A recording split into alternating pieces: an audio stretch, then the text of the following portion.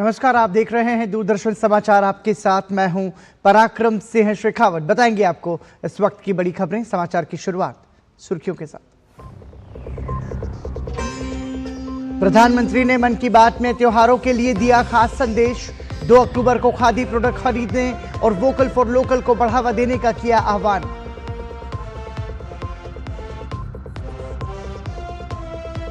मन की बात कार्यक्रम में प्रधानमंत्री मोदी ने संघ की शताब्दी यात्रा को सराहा।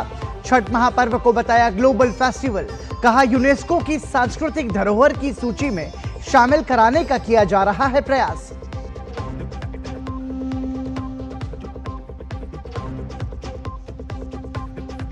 नक्सल मुक्त भारत अभियान में सुरक्षा बलों को फिर मिली कामयाबी। छत्तीसगढ़ के कांकेर में महिला समेत 6 नक्सली ढेर। मारे गए नक्सलियों पर था 14 लाख रुपए का इनाम।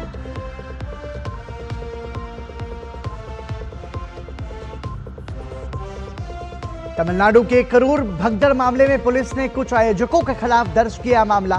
प्रधानमंत्री मोदी ने मृतकों के परिजनों को 2-2 लाख रुपए की अनुग्रह राशि देने की घोषणा की।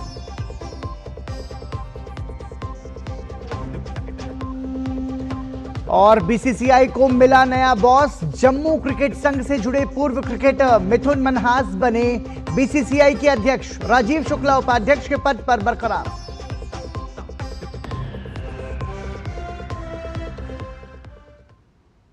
प्रधानमंत्री नरेंद्र मोदी ने मन की बात कार्यक्रम में देशवासियों के साथ अपने विचार साझा किए। प्रधानमंत्री ने जीएसटी बचत उत्सव का जिक्र करते हुए त्योहारों में स्वदेशी चीजों के उपयोग पर जोर दिया। प्रधानमंत्री मोदी ने हैंडलूम और हैंडीक्राफ्ट सेक्टर में सफलता की कहानी लिख रहे लोगों का भी जिक्र किया।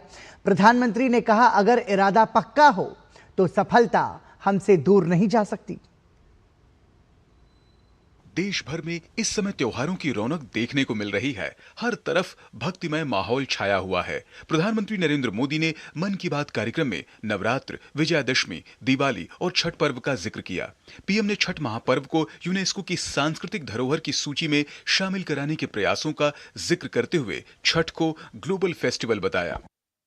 साथियों, मुझे आपको ये बताते हुए बहुत खुशी है कि भारत सरकार भी छठ पूजा को लेकर एक बड़े प्रयास में जुटी है। भारत सरकार छठ महापर्व को यूनेस्को की इंटेंजिबल कल्चरल हेरिटेज लिस्ट यानी यूनेस्को की सांस्कृतिक धरोहर की सूची में शामिल कराने का प्रयास कर रही है। छठ पूजा जब यूनेस्को की सूची में शामिल होगी तो दुनिया के कोने-कोने में लोग इसकी भव्यता और दिव्यता का अनुभव कर पाएंगे। साथियों, कुछ समय पहले भारत सरकार के ऐसे ही प्रयासों से कोलकाता की दुर्गा पूजा भी यूनेस्को की इस लिस्ट का हिस्सा बनी है। हम अपने सांस्कृतिक आयोजनों को ऐसे ही वैश्विक पहचान दिलाएंगे तो दुनिया भी उनके बारे में जानेगी, समझेगी, उनमें शामिल होने के लिए आगे आएगी। पीएम ने इस बार के त्योहारों के लिए खास संदेश दिया। त्योहारों में सिर्फ स्वदेशी चीजों के उपयोग का आग्रह करते हुए कहा, अगर हम ठान लें तो इस बार त्योहार सिर्फ स्वदेशी चीजों से ही मनाएंगे। इससे हमारे उत्सव की रौनक कई गुना बढ़ जाएगी। वोकल फॉर लोकल को खरीदारी का मंत्र बना दीजिए। ठान लीजिए, हमेशा के लिए जो देश में तैयार हुआ है वही खरीदेंगे। जिसे देश के लोगों ने बनाया है वही घर ले जाएंगे। जिसमें देश के किसी नागरिक की मेहनत है उसी सामान का उपयोग करेंगे। जब हम ऐसा करते हैं तो हम सिर्फ कोई सामान नहीं खरीदते, हम किसी परिवार की उम्मीद घर लाते हैं, किसी कारीगर की मेहनत को सम्मान देते हैं, किसी युवा उद्यमी के सपनों को पंख देते हैं। प्रधानमंत्री नरेंद्र मोदी ने देश के हैंडलूम और हैंडीक्राफ्ट सेक्टर में काम कर रहे उन लोगों का भी खास तौर पर उल्लेख किया जिन्होंने अपनी मेहनत और समर्पण से सफलता की नई कहानी लिखी है। साथियों, खादी की तरह ही हमारे हैंडलूम और हैंडीक्राफ्ट सेक्टर में भी काफी बदलाव देखने को मिल रहा है। जैसे एक उदाहरण तमिलनाडु के याज नेचुरल्स का है। यहाँ अशोक जगदीशन जी और प्रेम साल्वाराज जी ने कॉरपोरेट नौकरी छोड़ एक नई पहल की। उन्होंने घास और केला फाइबर से योगा मैट बनाए, हर्बल रंगों से कपड़े रंगे और 200 परिवारों को ट्रेनिंग देकर उन्हें रोजगार दिया। झारखंड के आशीष सत्यव्रत साहू जी ने जोहार ग्राम ब्रांड के जरिए आदिवासी बुनाई और परिधानों को ग्लोबल रैंप तक पहुंचाया है।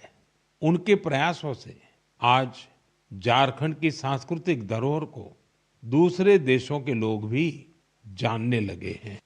बिहार के मधुबनी जिले की स्वीटी कुमारी जी ने उन्होंने भी संकल्प क्रिएशन शुरू किया है।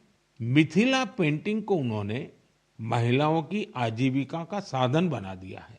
आज 500 से ज्यादा ग्रामीण महिलाएं उनके साथ जुड़ी हैं और आत्मनिर्भरता की राह पर हैं। सफलता की ये सभी गाथाएं हमें सिखाती हैं कि हमारी परंपराओं में आय के कितने ही साधन छिपे हुए हैं। अगर इरादा पक्का हो तो सफलता हमसे दूर नहीं जा सकती। प्रधानमंत्री मोदी ने एक बार फिर देशवासियों को आत्मनिर्भर बनाने के अपने संकल्प को दोहराया। Bureau report, DD news. प्रधानमंत्री नरेंद्र मोदी ने मन की बात कार्यक्रम में स्वतंत्रता सेनानियों को याद करते हुए उनके संघर्ष को युवाओं के लिए प्रेरणा बताया। प्रधानमंत्री ने कहा कि अमर शहीद भगत सिंह हर भारतवासी, विशेषकर देश के युवाओं के लिए एक प्रेरणा पुंज हैं।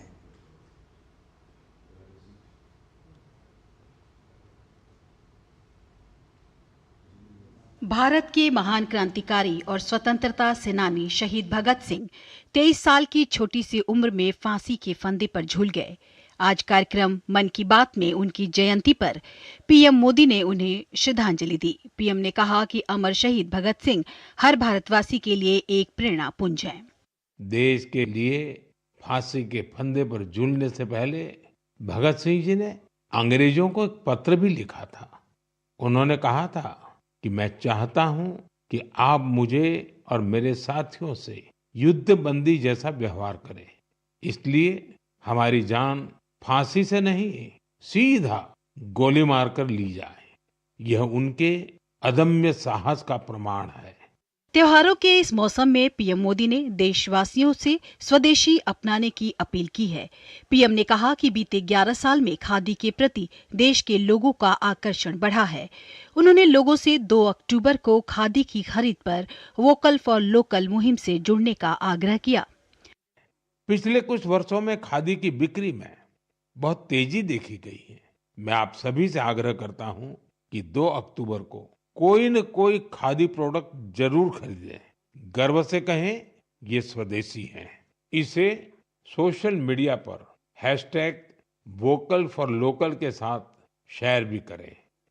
महर्षि वाल्मीकि को भारतीय संस्कृति का आधार बताते हुए पीएम मोदी ने उन्हें जयंती पर नमन किया। उन्होंने कहा कि रामायण जैसे अद्भुत ग्रंथ के रचयिता ने हमें भगवान राम की अवतार कथाओं से परिचित करवाया है। 7 अक्टूबर को महर्षि वाल्मीकि जयंती है। हम सब जानते हैं महर्षि वाल्मीकि भारतीय संस्कृति के कितने बड़े आधार है।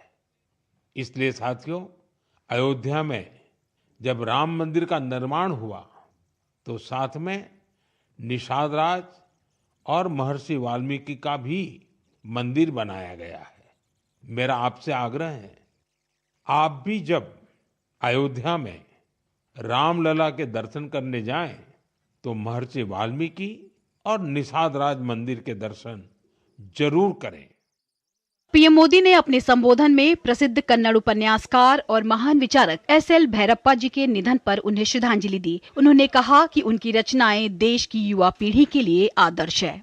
पीएम मोदी महापुरुषों, विचारकों को याद कर युवा पीढ़ी को न केवल इतिहास बोध से जोड़ते रहे हैं, बल्कि उन महापुरुषों के विचारों के जरिए युवा पीढ़ी को एक सार्थक संदेश भी देते हैं। Bureau report, DD news. Bihar के बांका के बारी गांव में बड़ी संख्या में जीविका दीदी प्रधानमंत्री के मन की बात सुनने आई। हाल ही में प्रधानमंत्री द्वारा बिहार के 75 लाख महिलाओं के खाते में 10,000 रुपए उद्योग शुरू करने के लिए डाले गए हैं, जिससे जीविका दीदी में खुशी का माहौल है।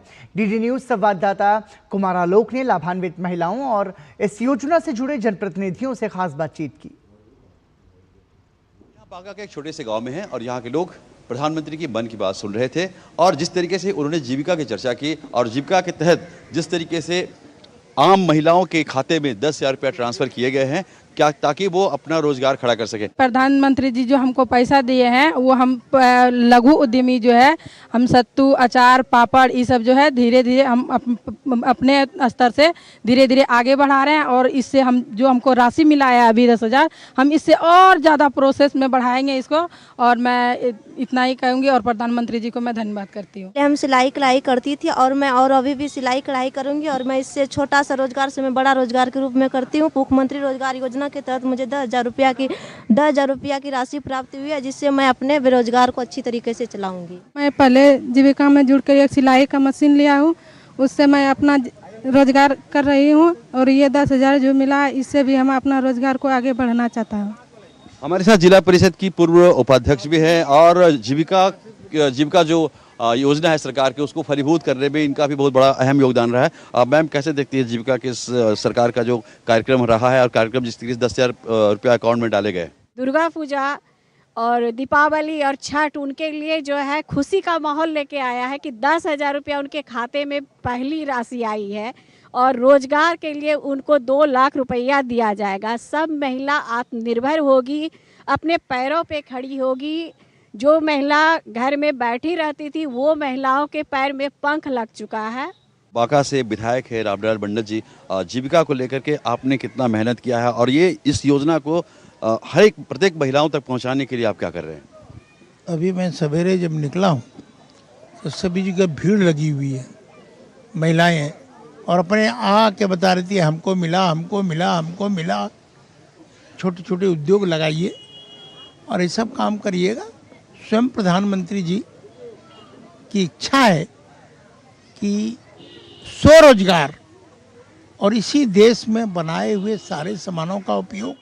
विधायक बांका रामलाल मंडल जी और तमाम महिलाओं से हमने बात की जो जीविका से जुड़ी हुई है और एक आप कहें कि एक आशा की किरण जगी है कि महिलाएं आत्मनिर्भर हों और फिर आगे जाकर के 2 लाख रुपए उन्हें उनके खाते में डाला जाएगा अगर उनका बिजनेस बहुत अच्छा रहा।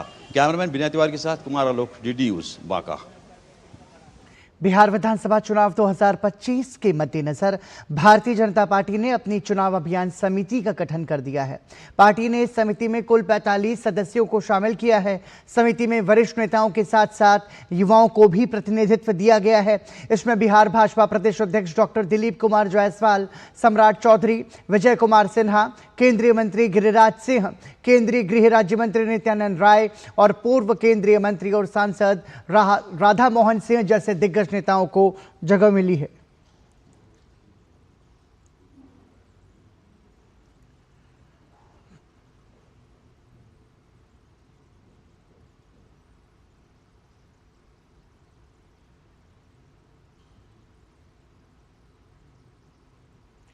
निर्वाचन आयोग ने आगामी बिहार विधानसभा चुनाव और विभिन्न राज्यों में होने वाले उपचुनावों के लिए कुल 470 केंद्रीय प्रेक्षकों की नियुक्ति की है। इनमें 320 IAS, 60 IPS और 90 अन्य प्रशासनिक अधिकारी शामिल हैं। ये प्रेक्षक चुनाव प्रक्रिया की निष्पक्षता, पारदर्शिता और चुनाव खर्च की निगरानी करेंगे। आयोग ने बताया कि बिहार के अलावा जम्मू कश्मीर, राजस्थान, झारखंड, तेलंगाना, पंजाब, मिजोरम और ओडिशा में होने वाले उपचुनावों में भी प्रेक्षकों की तैनाती की जाएगी ताकि मतदान प्रक्रिया सुचारू और पारदर्शी ढंग से संपन्न कराई जा सके।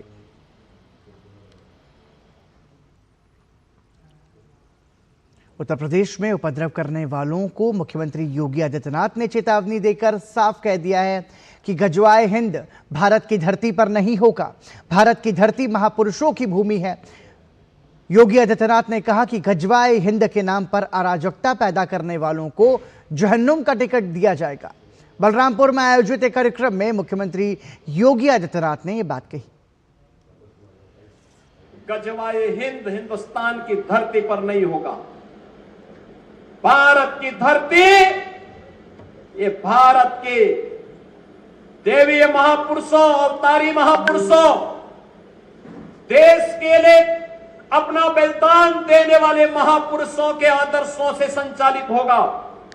गजवाए हिंद की कल्पना करना भी और उसका सपना देखना भी जहन्नुम में जाने का टिकट का रास्ता पैदा कर देगा।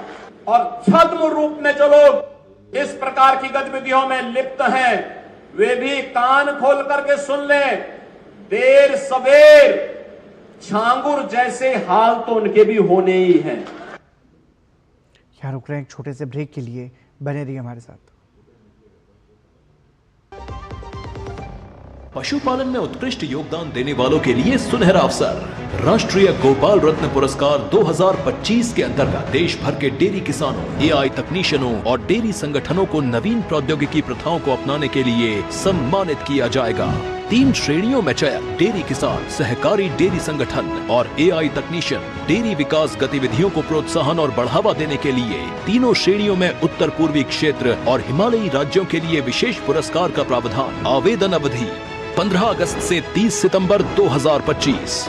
आवेदन के लिए www.awards.gov.in पर या अपने नजदीकी कॉमन सर्विस सेंटर जाएं। आपकी मेहनत के लिए राष्ट्रीय पुरस्कार। मेरी पसंद, मेरी पसंद, मेरी पसंद, मेरी पसंद, हमारी पसंद, हम सबकी पसंद। मजबूत देश का मजबूत सरिया हो गया स्टील। एक बार फिर आपका स्वागत। आप देख रहे हैं समाचार। नक्सल मुक्त भारत अभियान की दिशा में छत्तीसगढ़ में सुरक्षा बलों को बड़ी सफलता मिली है। छत्तीसगढ़ के कांकेर जिले में धमतरी और ओडिशा की सीमा पर सुरक्षा बलों और नक्सलियों के बीच हुई मुठभेड़ में 3 नक्सली मारे गए। सुरक्षा बलों ने घटनास्थल से 2 पुरुष और 1 महिला नक्सलियों के शव बरामद किए।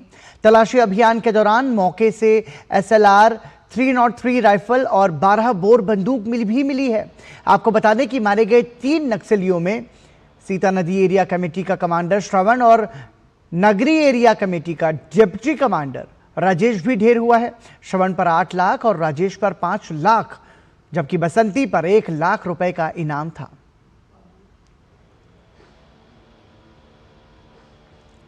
भारत का कृषि क्षेत्र दुनिया के सबसे बड़े कृषि क्षेत्रों में से एक है। यह खाद्य सुरक्षा, रोजगार सृजन और आर्थिक विकास को सुनिश्चित करने के लिए आधारशिला का काम करता है। 2024-25 के लिए तीसरे अग्रिम अनुमानों के अनुसार भारत ने 353.96 मिलियन टन खाद्यान्नों का रिकॉर्ड उत्पादन किया। इसमें 117.51 मिलियन टन गेहूं और 149.07 मिलियन टन चावल शामिल है। देश भर में 40.21 मिलियन मीट्रिक टन की कुल क्षमता वाले 8,815 शीत गृह जल्दी सड़ने वाली वस्तुओं का संरक्षण करते हैं। प्राथमिक कृषि ऋण समितियों के विकेंद्रित भंडारों का विस्तार हो रहा है। जून 2025 तक 5,937 PACS पंजीकृत किए गए और 73,492 का कंप्यूटरीकरण किया गया। कृषि अवसंरचना कोष, कृषि विपणन अवसंरचना, प्रधानमंत्री किसान संपदा योजना और विश्व की सबसे बड़ी खाद्यान्न भंडार योजना जैसी सरकारी योजनाएं भंडारण, प्रसंस्करण और कृषक आय सुरक्षा को मजबूत कर रही हैं। और अब बात डीडी न्यूज की खास सीरीज जन जन के प्रधानमंत्री की, जिसमें डीडी न्यूज ने प्रधानमंत्री नरेंद्र मोदी के सशक्त और दूरदर्शी नेतृत्व में पिछले 11 वर्षों से चलाई जा रही विभिन्न जन कल्याणकारी योजनाओं और लोकप्रिय योजनाओं का गहन विश्लेषण किया है और उन योजनाओं का लेखा जोखा हम आपके सामने लेकर आए हैं। इस कड़ी में आज बात प्रधानमंत्री मोदी के नेतृत्व में पर्यावरण संरक्षण के लिए शुरू की गई पहलों की, जो आज एक जन आंदोलन का रूप ले चुकी हैं। प्रधानमंत्री मोदी द्वारा शुरू किया गया एक पेड़ मां के नाम अभियान दुनिया भर में अपनी छाप छोड़ रहा है। प्रधानमंत्री मोदी के आह्वान पर 136 से अधिक देशों में इसका विस्तार हो चुका है।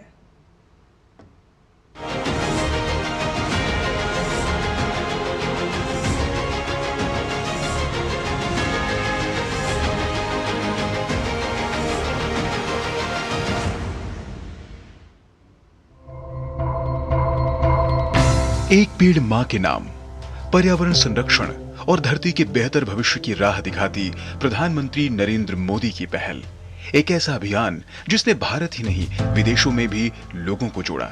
मां को नमन और धरती मां के संरक्षण का लक्ष्य सामने रखकर साथ आने के लिए पीएम के इस महाअभियान में अब कई देशों के नेता भी शामिल हो चुके हैं। इसी वर्ष 25 जुलाई को मालदीव में राष्ट्रपति मोहम्मद मुइज्जू इस अभियान का हिस्सा बने। उन्होंने माले में पीएम मोदी के साथ मिलकर पेड़ लगाया। जुलाई में ही त्रिनिदाद और टोबैगो की प्रधानमंत्री कमला प्रसाद बिसेसर इस अभियान में शामिल हुई। उन्होंने पोर्ट ऑफ स्पेन में पीएम मोदी के साथ पेड़ लगाकर इस संदेश की आवाज में अपनी आवाज मिलाई। इसी वर्ष मार्च में मॉरिशस के प्रधानमंत्री नवीन चंद्र राम गुलाम ने अभियान में हिस्सा लेते हुए पीएम मोदी के साथ सर शिवसागर राम गुलाम वनस्पति उद्यान में पेड़ लगाकर साझा प्रतिबद्धता का संदेश दिया था। पिछले वर्ष नवंबर में गुयाना के राष्ट्रपति इरफान अली इस अभियान में शामिल हुए। उन्होंने जॉर्ज टाउन में अपने परिवार सहित पीएम मोदी के साथ पेड़ लगाया था। पीएम की इस पहल से कई देश पर्यावरण संरक्षण के लिए ठोस प्रयासों की दिशा में प्रेरित भी हुए हैं। इस वर्ष अप्रैल में स्लोवाकिया के राष्ट्रपति पीटर पेल्ग्रिनी ने न केवल पीएम मोदी की इस पहल की तारीफ की, बल्कि अपने देश में उससे प्रेरणा लेने की भी बात कही। एक पेड़ मां के नाम अभियान की वैश्विक लोकप्रियता साफ पढ़ी जा सकती है। इसका विस्तार 136 से अधिक देशों तक हो चुका है। 5 जून 2024 को शुभारंभ के बाद से ही पीएम की यह पहल अभूतपूर्व विस्तार की गवाह बनी है। पर्यावरण संरक्षण को लेकर पीएम निर्णायक कदम उठाने के लिए विश्व समुदाय को लगातार प्रेरित करते आए हैं। अंतर्राष्ट्रीय सौर गठबंधन और पर्यावरण के लिए जीवन शैली मिशन लाइफ प्रधानमंत्री के कुछ ऐसे प्रयास हैं जिन्हें विश्व भर ने सराहा और अपनाया है। One earth, one family, one future के दृष्टिकोण के अनुरूप पीएम मोदी दुनिया को राह दिखा रहे हैं, संदेश दे रहे हैं।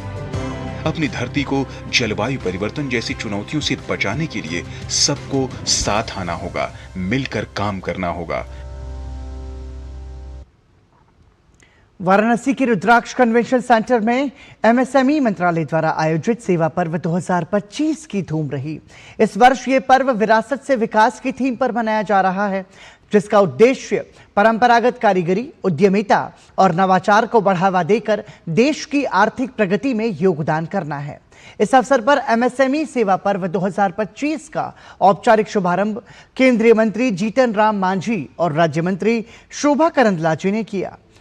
केंद्रीय मंत्री ने कई आर्टिजन्स को सब्सिडी का चेक प्रदान किया। कार्यक्रम स्थल पर विभिन्न उत्पादों की प्रदर्शनी सह बिक्री का भी आयोजन किया गया, जो 28 सितंबर से 30 सितंबर तक चलेगा। इस अवसर पर केंद्रीय एमएसएमई मंत्री जीतन राम मांझी ने डीडी न्यूज के साथ विशेष बातचीत की।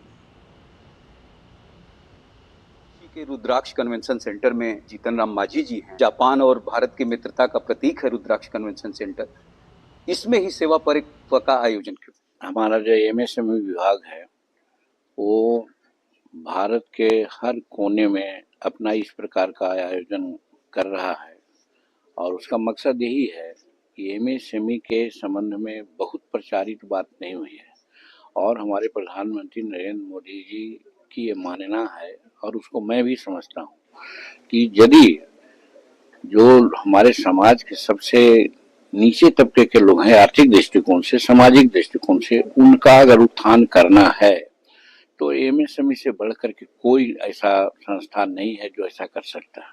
आप जोड़िए इसी से कि खेती के बाद हमारा जो एमएसएमई है वो भारत के अर्थव्यवस्था में सेकंड सबसे लार्जेस्ट संस्था है जो योगदान देता है। प्रधानमंत्री जी जो योजना चलाई है वो 17 सितंबर 2023 से वो है प्रधानमंत्री विश्वकर्मा योजना। तो विश्वकर्मा का मतलब है कि सृजनहार होते हैं और आज तक आपके सामने जो मैं बोल रहा हूँ लगभग राजनीति में 50 साल का मेरा अनुभव है। आज तक उन तबकों को किसी ने नहीं देखने का काम किया जो आज हाशिए पर रहे हैं, उनको कोई नहीं देखा है और समाज में उनका बहुत बड़ा महत्व है।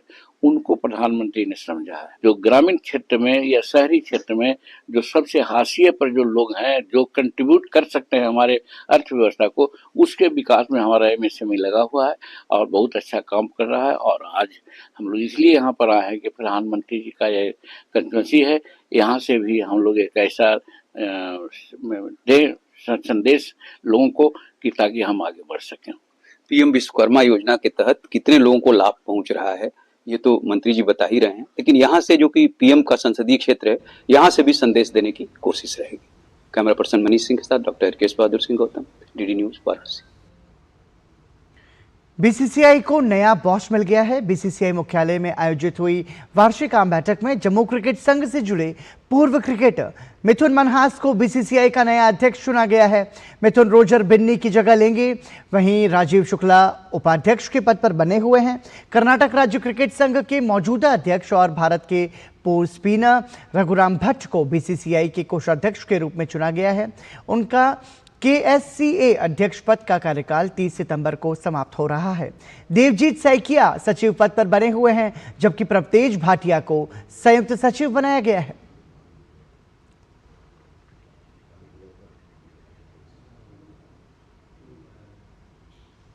एशिया कप क्रिकेट प्रतियोगिता का फाइनल मुकाबला भारत और पाकिस्तान के बीच दुबई के मैदान पर खेला जाएगा। भारतीय टीम इस टूर्नामेंट में अब तक अजेय रही है। वहीं पाकिस्तान की बात करें तो उसे भारत के हाथों ग्रुप दौर और सुपर 4 दोनों में ही हार का मुंह देखना पड़ा था। हालांकि इस सब के बावजूद फाइनल मुकाबले को लेकर दोनों टीमों की तैयारियां जो है वो पूरे उत्साह के साथ में और जीत की दावेदारी के साथ में बनी हुई है। बहरहाल हम सभी की नजर होगी कि ये मैच किस तरीके से रोमांचक मुकाबला तो खेला ही जाएगा, लेकिन कोशिश ये होगी कि ये मैच भारत जीते। और इसी के साथ समाचार में अभी के लिए इतना ही। दीजिए अनुमति। नमस्कार।